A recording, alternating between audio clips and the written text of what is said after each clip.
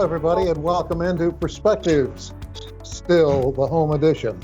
I hope you're wearing a mask, and you must be because you're able to watch this show. Yeah, at least you're still with us. I would like to encourage those who do not wear masks, of course. I want to get up on my bully pulpit here and say, please, come on. It's not a political statement. Put on a mask and take care of others. Step up and be a man or a lady, whatever.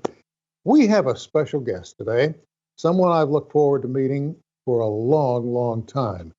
And he comes to us from right across the river. Ladies and gentlemen, say hello to Sam Harris. Sam, good to see you, my friend. Sam, good to see you, my friend. We'll make this the Sam and Sam show. Yes.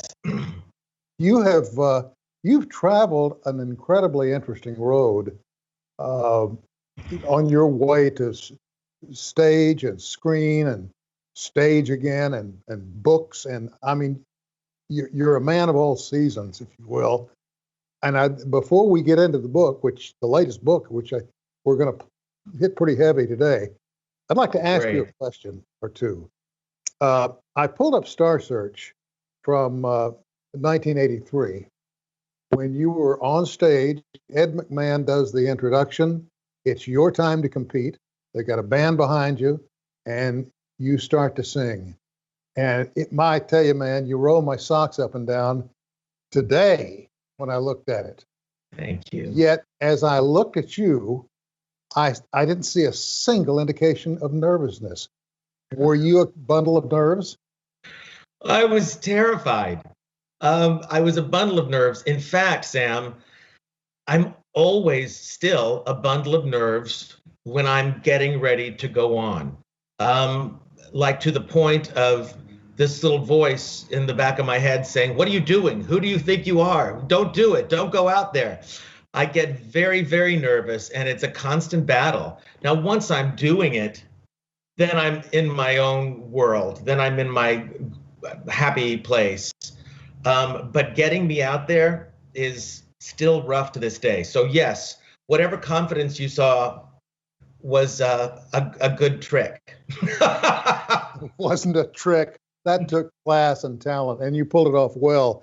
My wife had the opportunity to see you in the amazing Technicolor Dreamcoat, and she came home raving about you. I had to work that night, couldn't go, but she was impressed with your stage presence, the projection, if you will, the embracing of the audience. Were you trained for that? For stage presence? Yeah.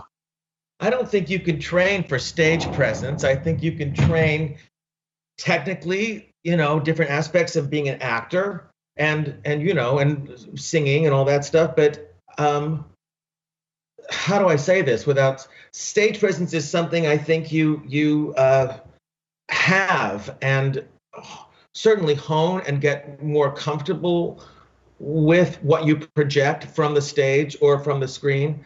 But I don't know. For me, I think it probably was an innate sense of knowing what I wanted to do from the smallest child and loving what I did forever. And I think that made me easy with myself, like I said before, at home on the stage. And perhaps that's some of what she was feeling.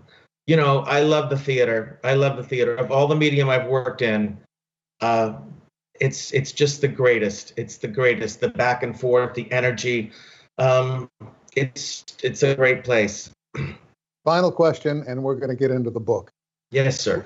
Rolling Stone magazine once referred to you as one of the 100 greatest singers of all time.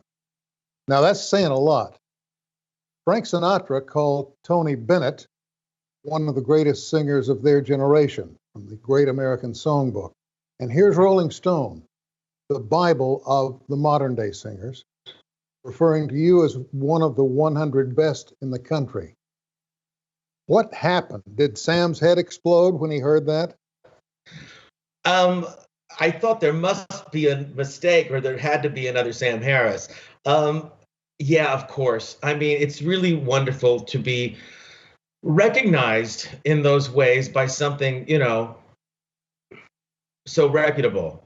So I definitely was thrilled and honored and humbled for definitely. I don't know what those things mean, Sam. Uh, is it a person's opinion? Is it a poll? Is it a whatever? But I'm just glad to be counted. Well, to be real honest with you, I was always a fan of Jimmy Cagney, Ah, one of the finest song and dance men I ever knew. And yeah. I am a dyed-in-the-wool fan of yours Thank you. for the very same reason. Uh, I don't know what you've been in, you've come along and taken over somebody's soul, but you do the projections well, my friend. Now, Thank you. let's get into the book. Yes, sir. This is the book by Sam Harris. It's called The Substance of All Things. There are things about this book that make it both intriguing and a little bit frightening. And we're not going to get into all of the detail. We're not going to, give away the ending. Good. But there are things in this book you need to know about. Tell me about Theo. Where did he come from? In my mind, you mean? Yeah. Well, it's this book is set in two times: the current time with the adult Theo, and then there's young Theo, who grew up in a fictitious town called Dalton, Oklahoma, and the book takes place in primarily his story in 1968. I grew up. I was born in the 60s. Theo's a little older than me, but I was born in the 60s in Sand Springs, which is a small town in Oklahoma. Know So, it well. Know it well. uh-huh. And so I know it. I know what it looks like and what it smells like and what it feels like, and I know the culture and the culture of the time. I When I was first got my tough. hands on the book and I started to read, and I do most of my reading either late at night or very, very early in the morning. I'm usually up between 3:30 and 4. Wow. And I was up early one morning and I said, today's the day I start this. So I sat down and all of a sudden I looked up and it's 6 o'clock and I haven't written a word and I'm supposed to be working on something for Rogers State. The book draws you in very quickly. And I've got to ask you, the client, the woman that comes in, I don't know her name, was she real or was she real to him? Oh, she's real. She's real, and she is the conduit for his own. Yes, for those of you who are watching, older Theo, current Theo is a therapist, and the woman, Sam, of course, you're referring to, is a client, a therapy client, who has a lot of is a broken woman and has a very damaged past, and through his work with her, he finds the courage to look back at his own life and the damage of his own life in a way that he has never done and he's up against a wall. He's up against a stagnant sort of impasse in his adult life. And he has to go back and do the thing that he asks of his clients.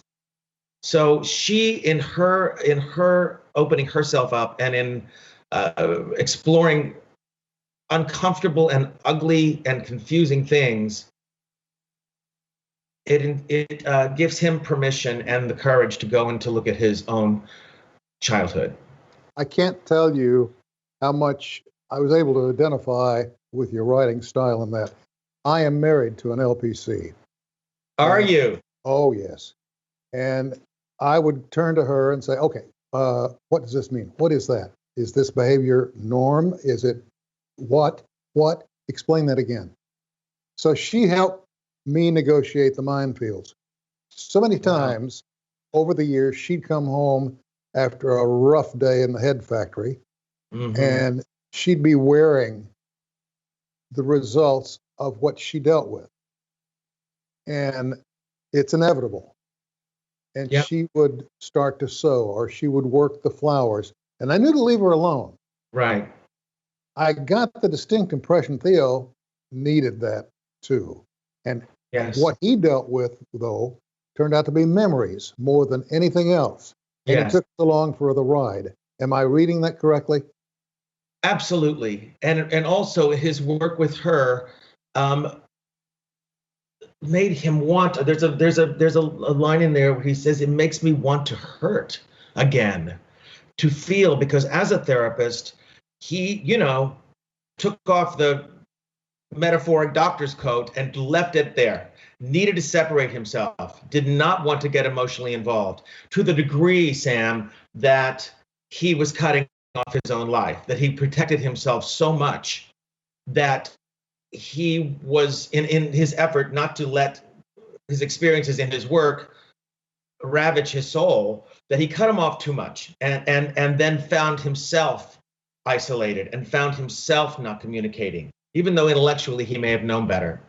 But, I'd like to talk a little bit about what this memory is that he's going back to. Okay, hold on, Sam. Hold on to that, because we're going to take a short break. We'll come back and we'll get into that right after this.